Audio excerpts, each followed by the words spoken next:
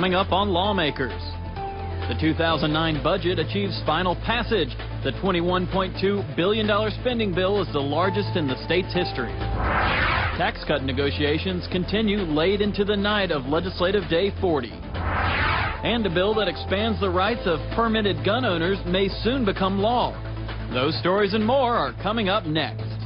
This is Lawmakers, your source for all the news from under the Gold Dome. Here are your anchors, Wandy Lawson and David Zelski.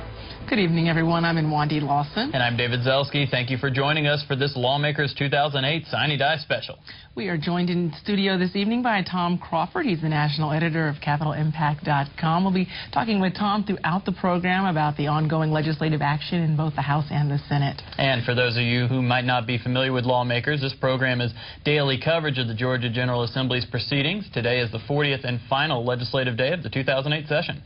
The Georgia General Assembly is constitutionally required to meet for no more than 40 legislative days, commencing on the second Monday in January. Today is the last day of that regularly called session. And there's been lots of action in both chambers tonight, so let's begin talking about some of the bigger issues this session. Tom, what were some of the ones that caught your attention? Well, budget and taxes are always the big issues of any session, and certainly they dominated the events of the last day here. The House and Senate were able to come to agreement on the budget pretty quickly. Taxes are still a little bit up in the air even as we speak.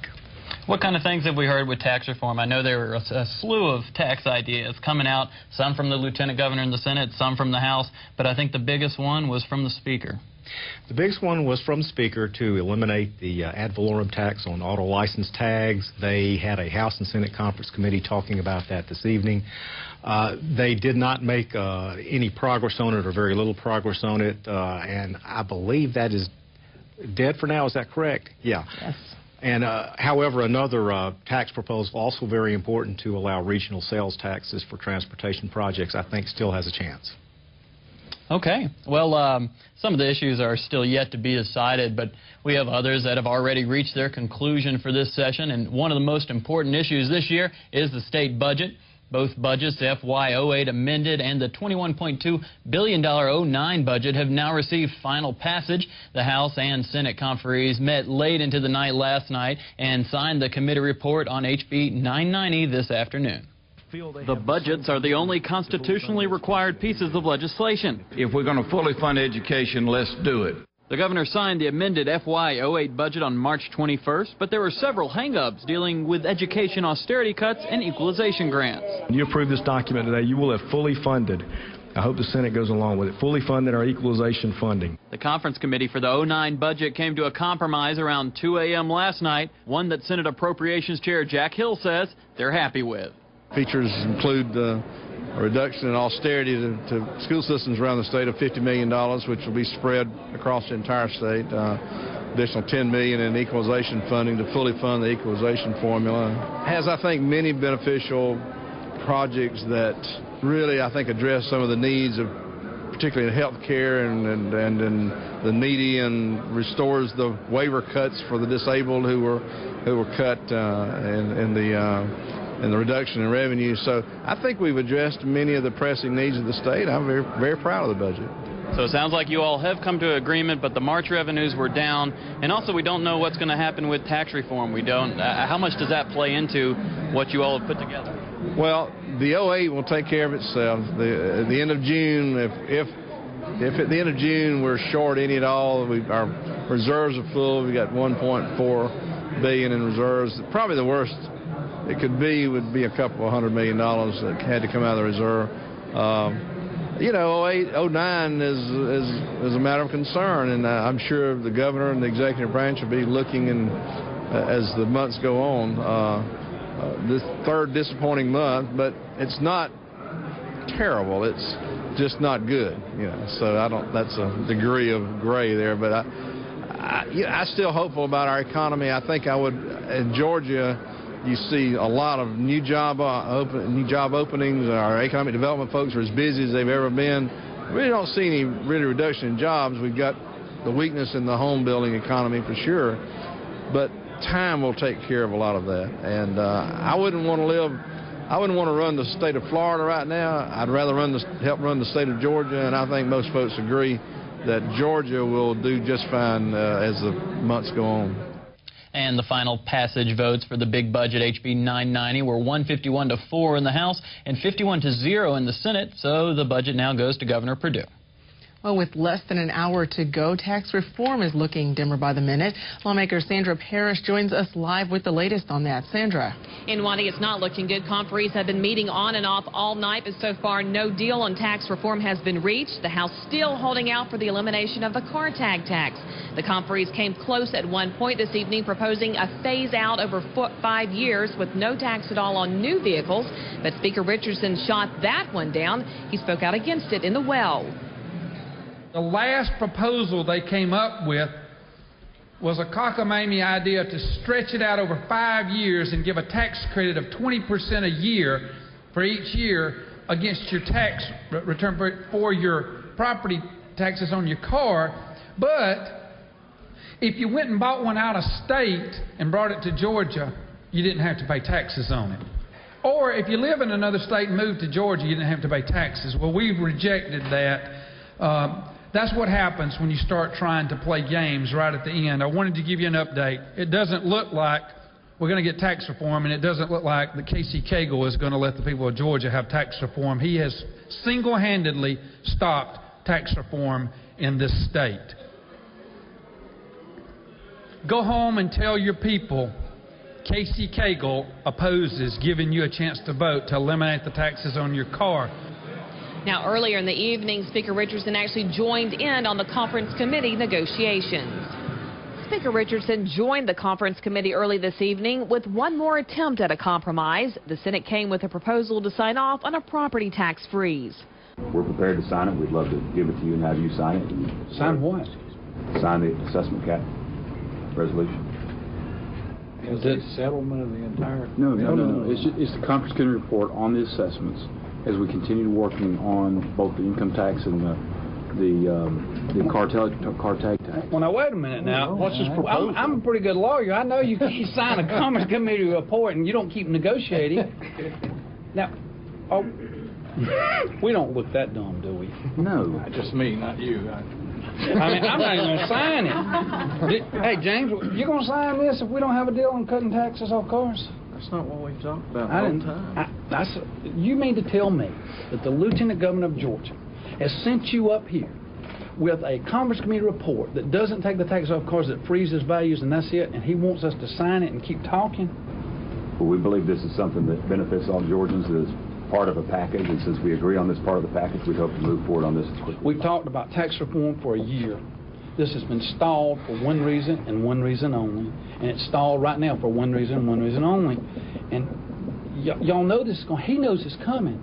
Tomorrow morning, it's going to be Casey Cagle denied tax reform. And just tell him to stand up and be a man and say, I don't support tax reform, or I support it, and let's sign it. With that, the meeting ended with House members not agreeing to sign off on the plan. I'm pretty demoralized. I think the plan all along has been to just drag this out until it's too late to do anything about it, and then come up with some superficial reason to give to the general public why we couldn't take a leadership role and act. But I'm very disappointed in that. Now, obviously, emotions have run very high this evening. Conferees say they may meet one more time this evening, but literally time is running out to be able to vote on anything. And funding for trauma care could also be jeopardized with these latest developments. Reporting live, I'm Sandra Parrish for Lawmakers. Thanks, Sandra. Continue to keep us abreast if you hear anything new.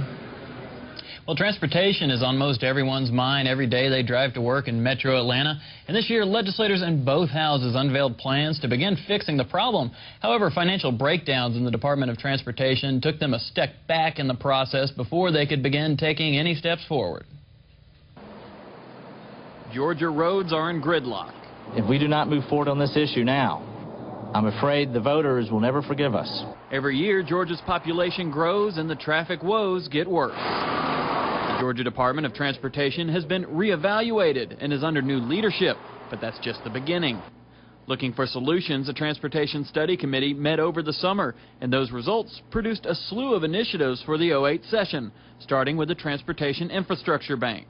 In 1995, the federal government, Congress, and the U.S. President at that time enacted legislation to create what's called a Transportation State Infrastructure Bank, and they agreed to fund it with federal funds for states to allow you to get matching grants up to 3-to-1 for federal transportation projects. And the federal transportation money could then be used on local projects and state projects. The bill before you, 1019, simply charters that bank, that institution within the state of Georgia. HB 1019 received final passage last week. Also on the list is a high-speed maglev commuter train darting to and from the Atlanta and Chattanooga airports. SR 842, which would begin the maglev plan, still awaits a vote on the House floor.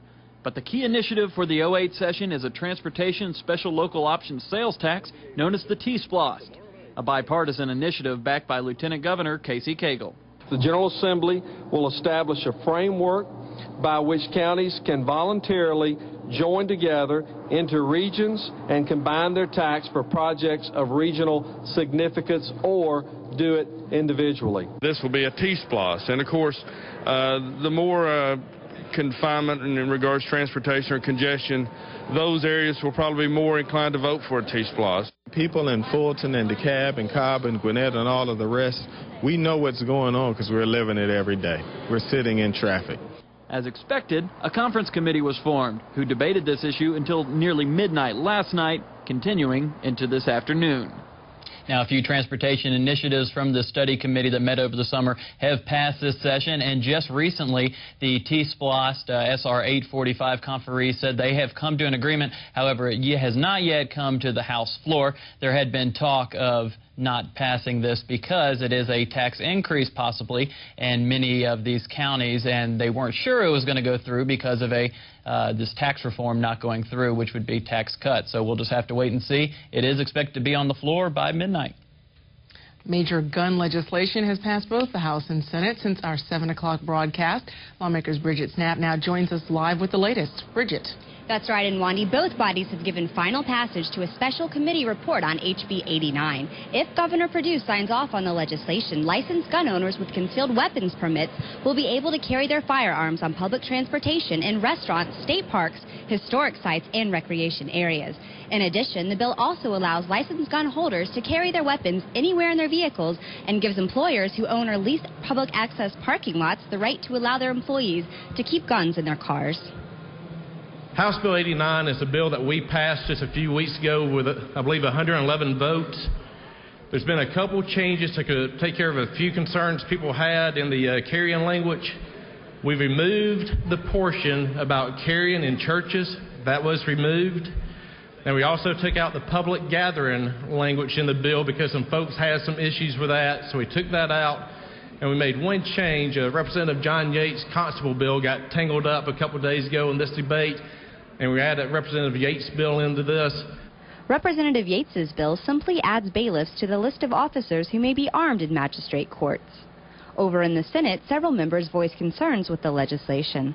If the Senate will yield, you feel comfortable in this post-9/11 era, people packing heat on a MARTA train, riding into the airport, going into the atrium, and potentially going into the security lines with a weapon, with a firearm. Well, when you say people, Senator, I think we need to differentiate between what I believe you're alluding to would be the general public who's not covered in this bill, as opposed to the people that are specified in this bill, which are firearms license holders, again, representing 3% of our state population, and people that have gone through extensive background checks, and people who historically do not violate the law. But it is true that many of us are hearing huge volumes of email from constituents that are concerned about a bill of this size and this sweep and this drastic a change in where concealed weapons can be carried.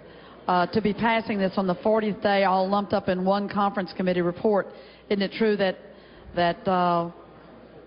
I certainly am, and I hear that many others are getting expressions of deep concern from parents, teachers, educators, people in the public transit system, and so close scrutiny of such a sweeping bill would be well advised.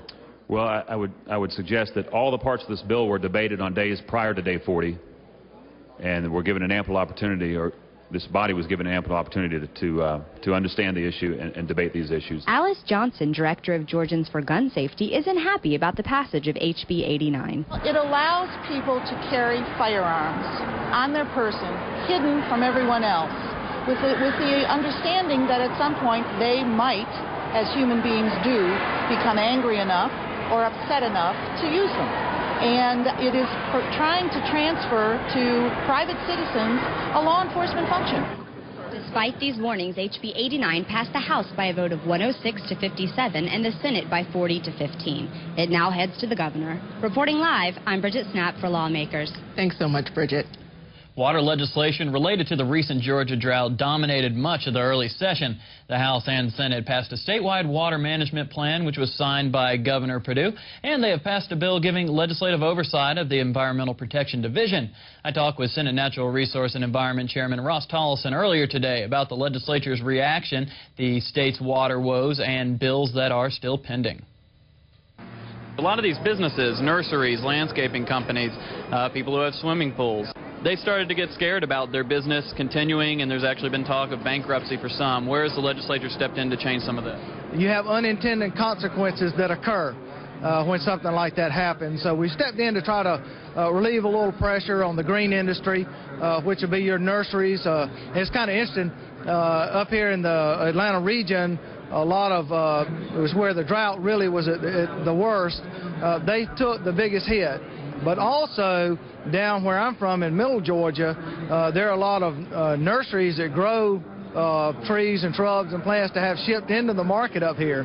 So they also were affected by that. So what we've done is try to get a little bit of balance out there and give a little bit of relief and make sure we have something a little more consistent across the state. We have a reservoir bill that's in the middle of discussion in the General Assembly. It may be a midnight bill tonight. I don't know. We've been working real hard on it with leadership from the House and the Senate. It was one of the issues that I think the Speaker had brought to the forefront at the beginning of the session, and we're working real hard hand in hand to make that occur. And one of the interesting things there is we're not wanting, it's a reservoir bill to help move forward the process of building reservoirs for water storage for consumptive use in this state. But we're having a lot of people wanting to amend the bill with a lot of different parts of the water plan and environmental issues and all that. And I hate for us to lose that in the 11th hour tonight. So hopefully we can get a good reservoir plan out before the night's over. And it's possible that that could be a very expensive process, but I guess it's something that you feel like and many feel like it's an unavoidable thing to help Georgia in the future? It sure is. If you look at the statewide water plan, reservoirs are a key factor in that plan. So we're putting together this reservoir bill to help give us the process of moving forward with finding where we're going to put the reservoirs and a process of moving the permitting forward on reservoirs. So it's a very key ingredient to the water plan and helping move this great state forward. Now, Senator Tollison says these water issues will be followed closely over the year and follow-up bills could be expected. And for more on what we can expect water-wise, we're now going to turn again to Tom Crawford, national editor of CapitolImpact.com. Tom, very early in the session, we get a statewide water plan approved by both chambers, but the reservoir portion of that, as Senator Tollison just spoke to, has eluded us thus far. And that's a very important part of it because there's a feeling that they need to build more reservoirs in North Georgia because there's not a lot of groundwater up there, especially to supply the metro Atlanta area. So depending on whether those pass or not tonight really depends on whether we can call this a successful session, I think, as far as water goes. And certainly in terms of water management, some attempts made to deregulate, I guess, what local municipalities might do with their own water supplies. That's true, and they also passed a bill that says if a local government wants to impose stricter water conservation matters than the state, they can't do it. That's led to some concern that it might be harder to impose water conservation measures as we go forward. A lot of the stuff that hit the news, primarily CNN and all the international news, was all focused around Metro Atlanta. But as we heard from Senator Tollison, it seems like some of the farmers and a lot of other people were really affected by by this drought. Oh, yeah. Now, not affected as much in South Georgia, of course, as in North Georgia, but yeah, it hits everybody for sure. And as you know, David, there was even talk of trying to extend the state's boundary northward so that we might grab a little bit of the Tennessee River, but I don't think that's going anywhere because the Tennessee legislature voted unanimously not to have anything to do with it. So, and I think we're going to be talking about that a little bit later. And Tom, we always appreciate your input here and your insights, and we'll check back later in our broadcast. And on another note, vehicle seizures may soon be quite costly. For someone pulled over without having a driver's license, the House agreed to a Senate substitute to HB 978, explained by Representative James Mills.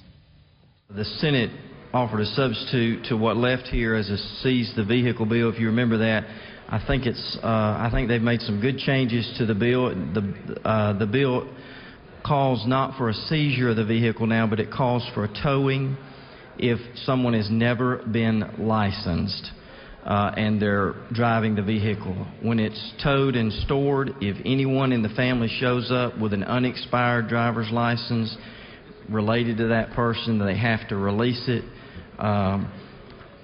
They exempted those 16 and under. Also included in HB 978 is an extension of the sunset provision in Joshua's Law up to 2010.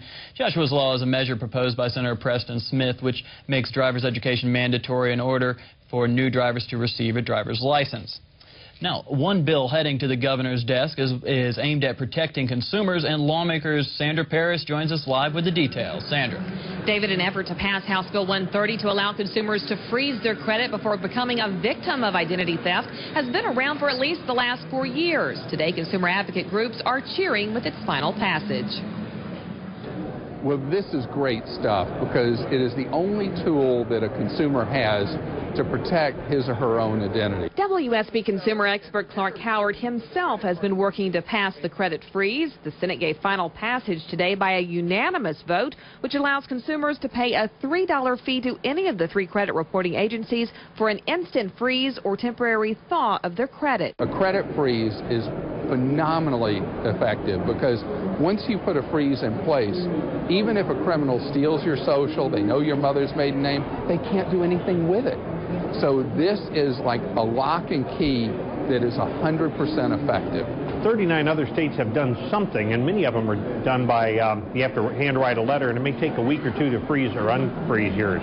Georgia will be the first state in the nation, if this is signed into law, on August 1st, you can do this over the internet or any other electronic means and have it done instantly to freeze it and instantly to thaw it. Bill sponsor Representative Calvin Hill says the $3 fee will be waived for those 65 and older. He tells me he's heard from the governor's office, which is expecting to sign HB 130 into law. Reporting live, I'm Sandra Parrish for Lawmakers. Okay, thank you, Sandra. Representative Bobby Franklin attempted this afternoon to use a dogfighting bill to ban abortion in Georgia. Franklin explained that SB 16 and his amendment would save the lives of children. These sections repeal those provisions of Georgia law that say in effect that just so long as you do certain things or don't do other things, then it's okay to murder the baby. After presenting his amendment, Franklin's attempt to have the House override the ruling of House Speaker Glenn Richardson when he said the amendment was out of order drew Richardson's wrath. So what are you asking me to do?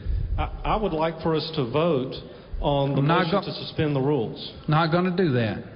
Then I would like to appeal. Not going to do that.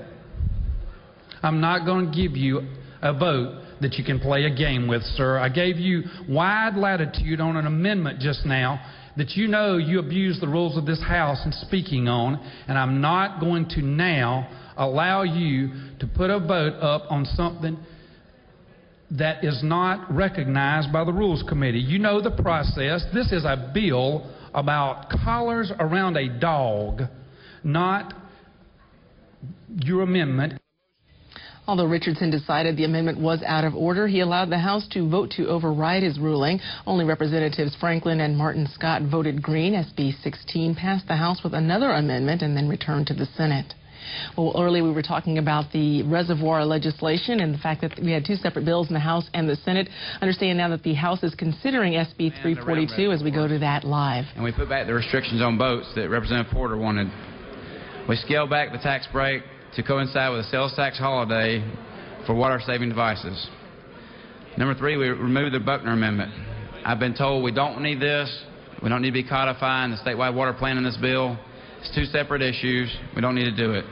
Also, we've been pretty much told the governor will not let this go through. He'll veto it if we let it go. So this is our one chance to do something right on reservoirs. It's raining outside, but we need more places to hold this water. We're losing it every minute that we don't have reservoirs. And I urge your thoughtful consideration of this bill. We need your vote. This is our one chance to send it to the Senate and get it ratified. Thank you. Do you wish to yield for questions? I'll take one. Representative Reinders has a question to your right. Thank you, Mr. Speaker. Does the gentleman yield? Yes, I yield. Thank you so much. Is there anything in this that prohibits intra-basin transfers? Yes, sir. If you look back through the bill on the last 3 pages of it, it's all in there. Article 8, Section 8 about the water plan. It has to coincide with the water plan, and that's the whole purpose from day one. I appreciate your question. I yield the well. Excuse me. Gentleman has yielded the well. Chair recognizes Representative Thomas for purposes of speaking on the bill. He waives. Chair recognizes Representative Buckner for purposes of speaking on the bill. Thank you, Mr. Speaker. I rise to oppose. I would ask you to vote no. And I'll just start on the next story. Representative Hatfield asked about the senators making it a developer's dream on another bill. This one was made that way. We had one piece of legislation talked about almost as much as tax reform came in the form of a border study committee. SR 822, which received final passage a couple hours ago, sets up a study committee to look at Georgia's true northern border along the 35th parallel. Senator David Schaefer explains why this resolution came about. Resolution 822 asserts our rightful historical, legal, and ecological claims to the water of the Tennessee River. The House substitute adds additional legal and historical research substantiating our claim. It does away with the Boundary Line Commission and instead directs the governor to commence negotiations immediately and authorizes the Attorney General to file suit if the negotiations are not successful. I urge final passage of this resolution. So Georgia has followed through with their end of the bargain. However, Tennessee has chosen not to set up a study commission. And for more history and possible future of the border dispute, we turn to Tom Crawford of CapitalImpact.com. Tom, it looks like Tennessee's not following up on their end of the bargain here.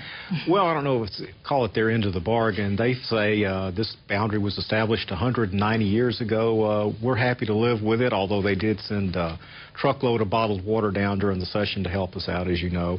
I'm not sure this is really going to go anywhere. Maybe a lawsuit will be filed on it at some point. But Tennessee obviously doesn't want to talk about it, which means Georgia can talk all it wants. I'm not sure it'll do any good, though.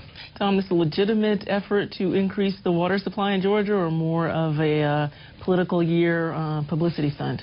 No, I think it's a sincere effort to try to, again, stick a little straw into the Tennessee River, if you will, which flows right outside the northwest corner of Georgia, and try to get a little water for us. And that's, from our standpoint, a good idea. From Tennessee's standpoint, perhaps not such a good idea. So we have a difference of opinion there. Yeah, a lot of people did talk about this. They said there's more important things to deal with than dealing with a water dispute, but a lot of the people really took it seriously. They said this is going to be an important issue for us. Yeah, it will be. Obviously, water is always going to be an important issue for Georgia, getting more important as the years go on. This just might not be the way that we solve this particular problem. Okay, well, thanks a lot, Tom, and we'll be back with Tom again later. Right now, we turn to more coverage of legislative action. Well, it looked like the final passage was forthcoming in the House this morning for a bill banning the sale of marijuana-flavored candy, but some lawmakers raised concerns about the wisdom of legislating a higher penalty for selling this candy than for using marijuana. This amendment actually urges or discourages the retailers and wholesalers in the state from making these products available. Would there be further yield? I do. Would there be any sanctions against the retailers or wholesalers if they were not to comply with this urging? No, sir, there isn't, because the problem I and the other co-sponsors of the amendment have is that the fear that by criminalizing a taste, we're not criminalizing an act, we're not criminalizing a product other than a taste, that there are no standards to determine what that flavor is. I'm not an attorney. I consulted one of my learned attorney friends back here, and it was their knowledge that a misdemeanor of smoking marijuana is usually punishable by a $500 fine. So am I correct in assuming that we're going to charge twice as much money in a fine for selling a piece of candy as we are for smoking a marijuana cigarette? That is my understanding. After the Loudermilk amendment failed, Representative Kevin Levitas successfully amended HB 208 to reduce the fine from $1,000 to $500. That measure then returned to the Senate. Long-term funding of a statewide trauma care network has been a key issue in the legislature this session and many sessions previous. Lawmaker Sandra Parrish reports Lieutenant Governor Casey Cagle and 2 other senators paid a visit yesterday to one of those trauma centers in Metro Atlanta. We believe that Georgians are ready to have a statewide network in place to ensure that our kids and anyone else in our state is taken care of. Lieutenant Governor Casey Cagle, Senate President Pro Tem Eric Johnson, and Senator Cecil Staton received a tour of the newly renovated trauma center at Children's Health Care at Scottish Rite. As a Level 2 trauma center, it provides all aspects of care needed, including neurosurgeons, plastic surgeons, orthopedic surgeons, and cardiologists, to name a few. The pediatric specialists that have to be here on call and disrupt their private practice the next day because they come down here for 3 or 4 hour surgery at night are compensated extra to do that. Those are the types of costs that we're talking about funding. The Trauma Care Network is more than just the trauma center itself. Here at Children's Health Care at Scottish Rite, it's about getting the patients here to be treated. If we had better even pre-hospital care and triage, they could get children to us even more quickly, and they really do need to come here because their chances of survival are much better coming to a pediatric emergency department that is trauma designated. The network would include all aspects of transportation as well as the knowledge to send the patient to the correct facility for certain injuries. We do have a transport team that has a helicopter, and they also have a fixed wing component so they can actually put them in a plane. And they also do ground transport. And they are really the busiest pediatric transport system in the United States.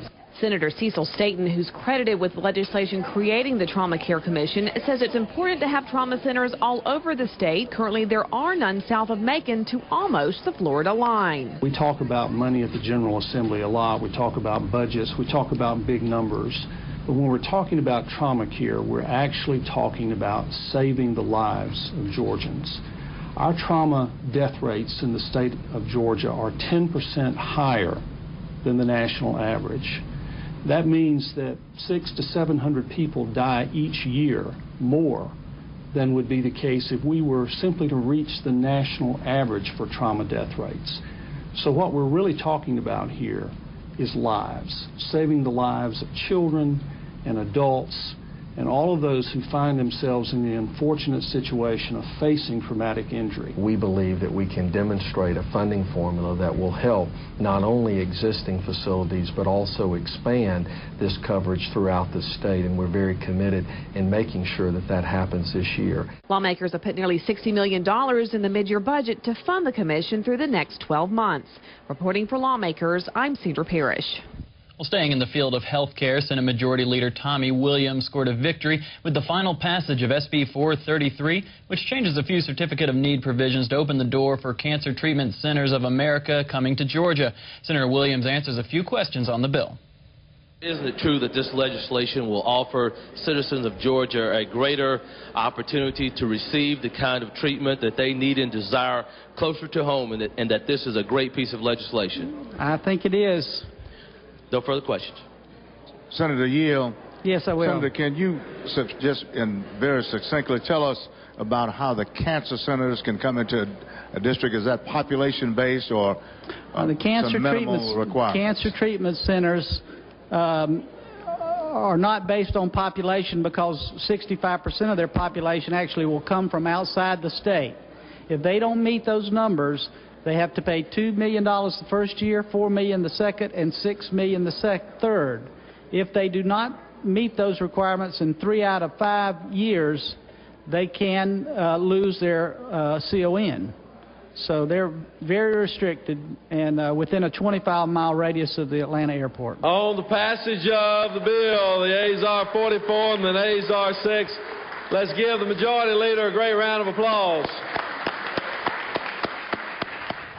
Again, SB 433 passed 44-6 and now goes to Governor Perdue. Well, as you just heard, trauma care and certificate of need were two hospital-related issues this year, but the session began with several pieces of legislation that dealt specifically with Atlanta's Grady Memorial Hospital. And Tom, I know there's a long history there, but tell us a little of the background. Well, the major issue there was an attempt to change the governing structure of Grady to a nonprofit corporation, which, among other things, would bring in $200 million in private funding to help the hospital with some of its financial issues and perhaps eliminate some of the ethical questions that have plagued the operation of the hospital there. They held a lot of pieces of legislation sort of over the head of Grady, if you will, saying, you know, if you're not prepared to make the changes that need to be made, we'll make them for you. Grady did voluntarily make the transition or begin making the transition to the nonprofit board. So I think they're on a path now to not only to survive but continue providing the services so helpful and important to Atlanta. There was one final piece of legislation affecting Grady Hospital that was up before the House today. It had been amended to basically prohibit any public hospital, Grady and everyone else too, from performing abortions. That was quickly shot down in the House, and that was, I guess, the last piece of Grady-related legislation that came up this session. Yeah, and it seemed like every time it came up, Senator Fort needed to be heard about something. He was with the Grady Coalition, and he made his voice heard throughout this session. He was one of the most active senators out there. Perhaps he rubbed some people the wrong way, but he was speaking up for Grady every step of the way, no question. Okay. Well, Tom, thanks a lot, and we'll be checking back with Tom Crawford a little bit later in our broadcast. Well, legislation known as the SHAPE Act failed to get a majority in the House today. When SB 506 passed the Senate in February, it required school systems to record the aggregate BMI of their students. Though this requirement was removed by a House committee due to concerns that it could have negative effect on certain children, SB 506 still was not strong enough to pass the entire House. Lawmakers' Bridget Snapp has that story. Representative Matt Dollar carried the bill in the House. This bill does two things. Firstly, it says that schools need to follow the law and provide the required amount of PE that is prescribed by the law, and that's in K through 5.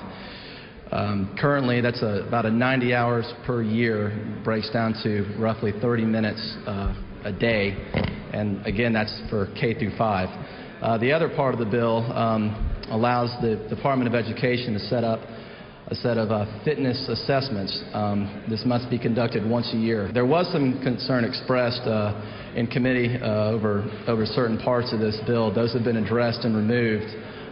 This is Senator Joseph Carter's bill, and he's worked very hard on it to address those concerns. Despite the changes made in committee, several representatives still had concerns with the bill. In the bill, it says there shall not be mass index testing. How will we be able to gauge and measure improvement without some kind of measure? Representative Dollar, with all due respect, isn't it true that as a parent, it's my responsibility to ensure the health and well-being of my children and not the State Board of Education? SB 506 failed by a vote of 61 to 103. Reporting for Lawmakers, I'm Bridget Snapp. Woven within the legislative process are those who advocate for various causes. Earlier, I asked some representatives from these groups how they evaluate this session. The Georgia School Boards Association is concerned about how tax reform, or if there will be tax reform, and it will impact school districts. We don't oppose tax cuts or tax reform. There's a second question, and that is that if you cut that kind of money out of the state budget, where's the money going to come from to fund the services of the state? For the Georgia school boards, top on that list of services is public education. Local systems, says Garrett, have already suffered under $1.5 billion in austerity cuts over the past 6 years. If we're going to have a public education system in Georgia, let's pay for it. AARP is also concerned about how a last-minute tax plan may impact its members. The group also opposes SB 383, the governor's proposed tax break for high-deductible health insurance plans. It really does not address the needs of the uninsured in Georgia. It's one thing to argue whether it's a good product or not. That's not the issue. It's giving them a huge $150 million tax break to the insurance companies, and we think that money could be better spent. That the high-deductible plans often do not cover contraception or routine screenings does not sit well with Planned Parenthood, although the group was relieved that anti-abortion legislation failed to clear committee. We were really concerned with the personhood amendment, which clearly the intention of that piece of legislation was to outlaw abortion, but because it was broadly written, it had broad legal and medical ramifications. The Sierra Club is optimistic about the possibility of increased mass transit being generated by a transportation special local option sales tax. The group is less favorable about the statewide water plan adopted early in the session. It's not statutory is the biggest problem. It says a lot of great things, but there's no enforcement.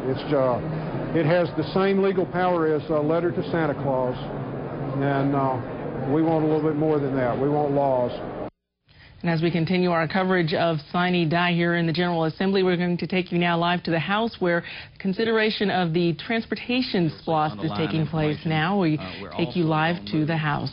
Money that's motor fuel tax money that's in the general fund, we're going to phase that in a phase-in period and move that money to the Department of Transportation because it is motor fuel tax money, and we as the General Assembly will do that.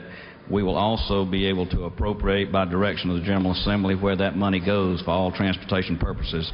We won't have to worry about lapse funds, and it won't interfere with congressional balancing also. You'll see the criteria that the general law will uphold. Will take all the 8 items that are on the constitutional amendment, will be in the enabling legislation, and at the bottom you see the question that asks the voters of this state to approve this constitutional amendment. I tell you, there's been a lot of hard work gone into this. You'll look at the names on the front of this. I'd like to thank each one of the House members personally, the dean here of the conference committee, Representative Smyrie, Representative Donna Sheldon, and I appreciate the senators too, and most of all I want to thank the Speaker and the House leadership for working with us on this bill. I want to thank you all, and I certainly would ask for your favorable report on SR 845. You have questions. Yes. Representative Davis has a question to your left. I'll take one. Thank you. Does the chairman yield? Yes, sir. I did not hear you mention the exemption for motor fuel. Has that been removed from the bill? All of that will be in the enabling legislation. What we did, we cleaned up the constitutional amendment. Instead of putting all the language in the constitutional amendment as we had in the beginning, we took the language, and it was requested not to have that much language in the constitutional amendment, and all that will be in the enabling legislation, and it's laying on your desk.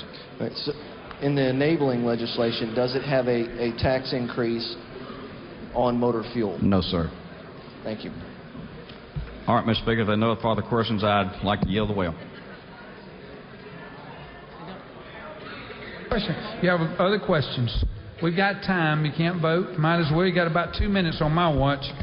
Representative Chambers has a question. Thank you, Mr. Speaker. Does the gentleman yield? Yes, ma'am.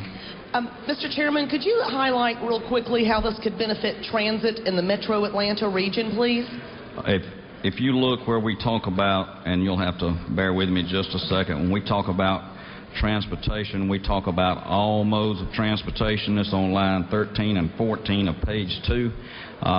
All purposes that will include, but not limited to, road, freight and passenger rail, bridges, airports. And there you hear Representative Van Smith answering a question for Representative Jill Chambers as the House considers the T-SPLOST bill. You know, they've had to come together, obviously, this conference committee trying very hard to work out exactly what this looks like around the state. Jill Chambers, they're asking what that could mean for mass transit. What do you know about that? Well, basically what we have is, or if this goes through, each of the regions in the state would be able to decide for themselves, do we want to add an extra sales tax or not? And the money could be used theoretically for transit or for rail or for building highways, just whatever the regional governments decided they needed the most. So it's a very flexible proposal in that respect.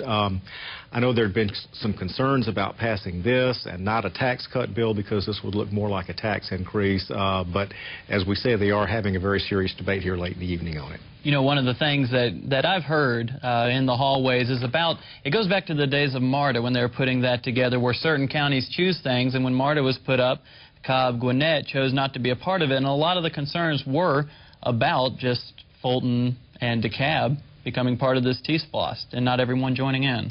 Well, that's true, and there's a concern that Metro Atlanta in general can become the tail that wags the dog here, because it could decide to start enacting T-SPLOST regardless of what the rest of the state thinks. So I'm guessing that that's going to be worked out if they move forward with this, but you're right, there's a lot of concern about that. Okay, well, thank you very much, Tom Crawford. Well, each session, a number of bills that seemed very promising at first failed to pass the General Assembly for one reason or another. Lawmakers Bridget Snapp has more on some of the bills that failed to make it this year. Before the governor signs a bill into law, it must go through a committee approval process in both the House and Senate. It must also pass one of those bodies by day 30, called Crossover Day, and then pass the other by Sine Die. This year, a number of education bills failed to meet these requirements and are now dead for the session. HB 901, called the Parent Protection Act, failed to make Crossover Day, despite lots of local support from the Georgia PTA and other educational organizations. That legislation would have provided up to 24 hours of unpaid, job-protected leave for parents to attend school conferences and medical appointments. Its sponsor, Representative Roger Bruce, explains what happened to the bill. And when it was time to really bring it to the floor, that was at the same time that the Speaker's tax bill was being presented, and some of us were called to support that original version of the bill in return for our bills being put forward. And I wasn't willing to make that compromise, and 901 is in la-la land. But that is something that we will continue to fight. Another education bill that failed to make Crossover Day was HB 939, which would have extended Georgia's pre-K program to include 3-year-olds. Representative Mary Margaret Oliver, who sponsored the bill, gave us an update on her legislation. It's turned into a study committee to look at the use of pre-K money for 4-year-olds and 3-year-olds, and I'm very pleased with that opportunity. It would be a big move to expand pre-K lottery monies to 3-year-olds, but I think we ought to do that in a limited way, and the study committee that will be appointed by the House Speaker will give us a good opportunity this summer to examine what our reserves are, what our savings are, what's the waiting list for 4-year-olds, if there is one, for pre-K slots.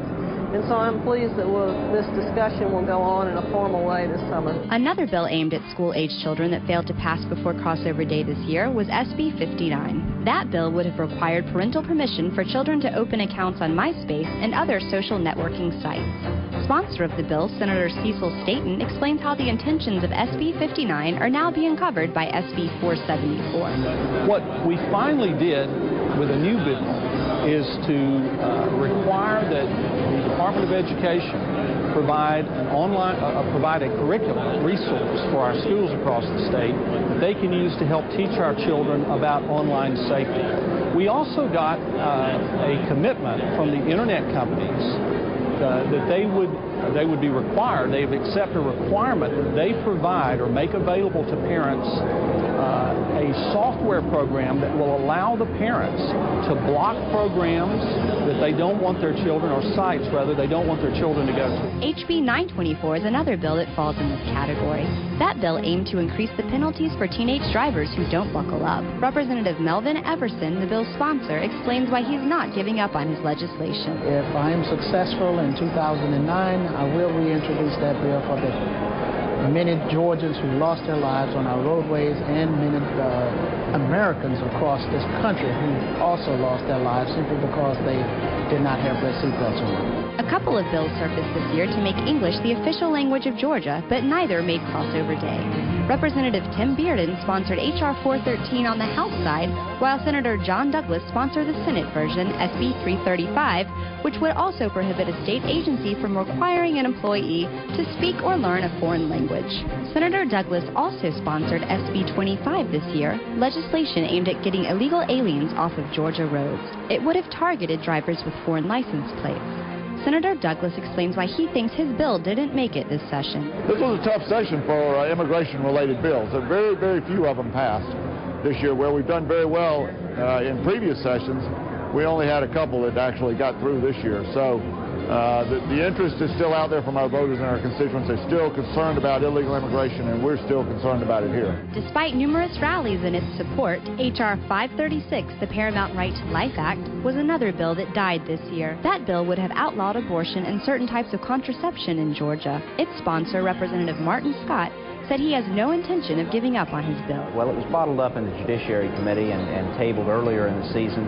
It's something that we're going to come back with next year and next year and next year if necessary until we get it done. Finally, the Landowners Protection Act of 2008, SB 449, passed the Senate this year but didn't make it through the House. The bill was actually part of Governor Perdue's agritourism initiative and would have limited the liability of landowners who allow visitors to their property. We will look for a number of these bills to be reintroduced next year. Reporting for Lawmakers, I'm Bridget Snapp. A busy final week in the legislature was highlighted by House-Senate tax reform debates. We take a look back at that issue and other key bills from Sine Die week in the General Assembly.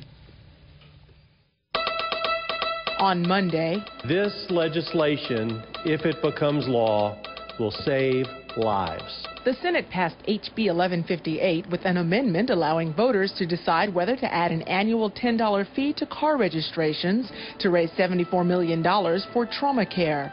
House leaders lashed out against the plan because it does not eliminate vehicle ad valorem taxes. The Senate's decision to add an additional $10 to every vehicle owner per vehicle in the state without any tax relief is a little puzzling and disappointing. The Senate also agreed to prevent identity theft by allowing consumers to freeze their credit reports. But the House and Senate have yet to hash out how much to charge for the service. In the Senate committee, we took the House bill and made some changes. We left the fee at $3, but we added that it would be free for those 65 and older. It's very difficult for the legislature to dictate to private industry a fee. On Tuesday, we thought property tax reform was the best thing to give to Georgians. The Senate said it was income tax reform. And I say, I tell you what, let's just give them both. A revised H.R. 1246 would put the question of eliminating tag taxes to the voters in November and freeze property assessments. The Senate continues to believe that the income tax cut is a better economic stimulus package and will help Georgians quicker than the car tax will. The Senate gave final passage to HB 1133, benefiting scholarships to move students from public to private schools, but some questioned whether this plan would benefit poor children. SB 55, also called Merlot to go, allowing open bottles of wine to be taken home from restaurants, moved from the General Assembly to the governor's desk with final passage in the House. This amendment allows the stadium project to be included. And Senator Renee Unterman was successful in amending a bill for regional economic assistance projects to allow Sunday alcohol sales at the new Gwinnett County Braves Stadium. On Wednesday, the House-Senate standoff over tax reform continued, with the Senate refusing to consider the amended H.R. 1246, combining an income tax reduction with elimination of car ad valorem taxes. The chair would rule the amendment not germane, and the bill will go back to the House. I'm frustrated this morning. I'm really frustrated that members of the same party cannot sit down at a table on such a key issue, such a core issue to our party and to our philosophical beliefs of what we ran and why we're up here for, and not be able to work this out is beyond my imagination. I have no idea what's going on. Senator John Douglas moved to amend HB 257 to allow licensed gun owners to carry concealed weapons on mass transit and in restaurants. After lengthy debate, that measure was adopted and returned to the House. And that's a look back at this week under the Gold Dome. Well, as we talked about a little bit early in our program, SR 845, the T-SPLOST bill, putting a local option sales tax and letting each county figure out past the House a little bit earlier in our program. It looks like it's going to be one of the last bills that the Senate takes up. Let's take you there now and hear from Senate Transportation Chair Jeff Mullis. Gentlemen, it rests on our shoulders. We need your help. We need your help tonight to help keep people out of congestion in this state. Step up to the plate, ladies and gentlemen, and we need your help tonight. This is a responsible measure, and tonight is your duty to do the right thing to help the people of Georgia. It's all up to you. It's all up to us right now. Senator from the 45th recognized Senator, will you yield? Yes, please. Senator, when you say it's crucial to the perimeter area, Cobb County, Gwinnett County, Fayette County, all of the perimeter counties for traffic mitigation, that we have to move forward. Absolutely, Senator. It is so important to the people in the metro area and all of Georgia. Ladies and gentlemen, if you've been in congestion lately, this will help us remove that. Please vote for Senate Resolution 845 to move transportation forward.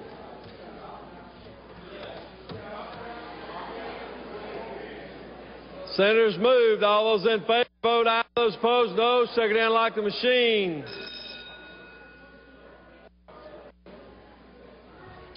Well, as you just heard from Senate Transportation Chair Jeff Moelis, he is waiting to see what they do. This was one of the big things for him. I know he talked about it a lot. Really right at the beginning of this session. This is actually one of Lieutenant Governor Casey Cagle's initiatives that he's pushing. And one of the things that Senator Moelis talked about was making this a real bipartisan issue. He got Senator Doug Stoner, Valencia C.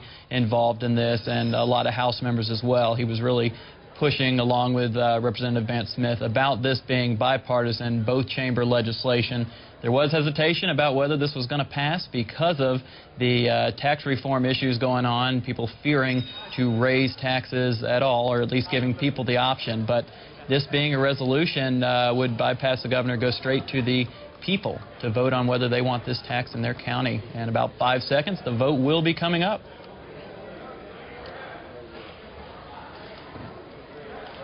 On the passage of the bill, the yeas are 35 and the nays are 18.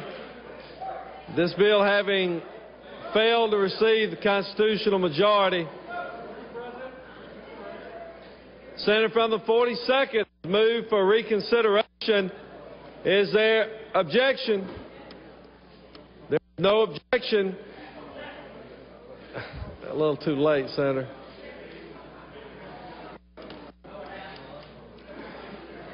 Those, Senator from the 50th, what purpose you rise? No. All right. All those in, Senator from the 33rd, what purpose you rise? Mr. President. State your inquiry. Is it not true of the 65% of the dollars that come in this region, 65% go back to the rural area, and that we need to solve the congestion problem or we'll be under a federal embargo again? Senator has great passion for this. It's time now for the vote for the Adoption Committee for Transportation. All those in favor will vote aye. Those opposed, no. And Secretary, unlock the machine.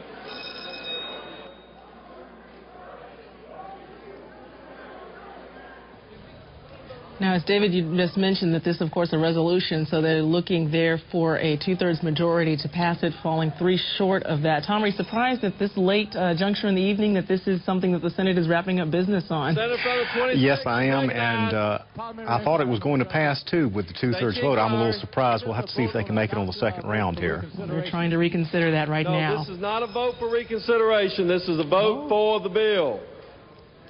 So we bypassed the vote for reconsideration. Right. Nobody objected to it, so they went straight to the vote. Exactly. It's going to have to Senator hurry. Moelis shaking some hands there. He may have found the 3 additional votes, but we'll have to wait and see.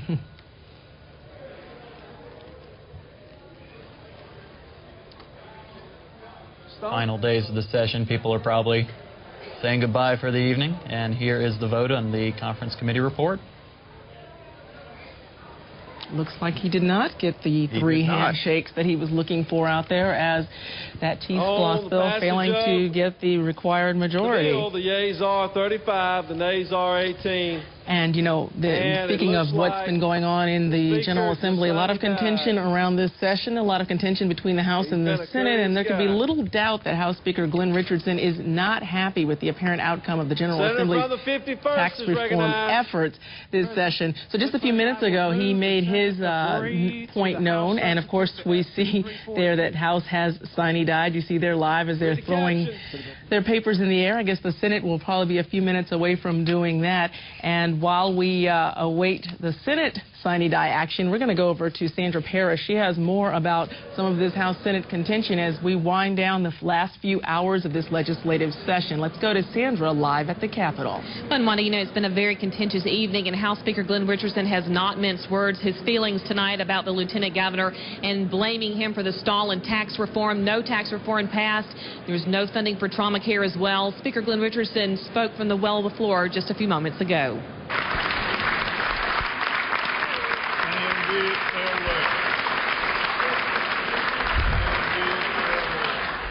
The chair has a report for you on a tax reform. I want to tell you that we have now passed the 11 o'clock hour. Out of an abundance of caution, trying to hope against hope the Senate would allow Georgians to have tax reform, we passed a conference committee out that we had signed in the House and given to the Senate that they declined to sign. Only a few moments ago, the Senate indicated the Lieutenant Governor of this state, Casey Cagle, would not allow a vote on tax reform in the Senate that let Georgians decide.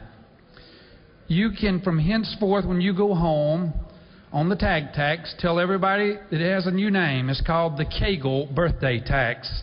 And every time they pay it, they can think of Casey Cagle, because Casey Cagle solely and exclusively left it on for them. And I hope Georgians, by the 9 million, will thank him tomorrow and flood him with emails and tell him we're sick of Casey Cagle. Time to get a new lieutenant governor in this state. And, of course, Speaker Richardson admitted earlier tonight that his comments regarding the lieutenant governor had been brash. We have tried to get the lieutenant governor to come on to give his side of the story. His spokesperson has said, obviously, he's too busy to leave the floor. He's planning to make some comments after the session tonight. And, of course, we'll have to stay tuned to see what those words will be. Reporting live, I'm Sandra Parrish for Lawmakers. Okay, thank you very much, Sandra. And as you can always expect, Day 40 can bring some unexpected events.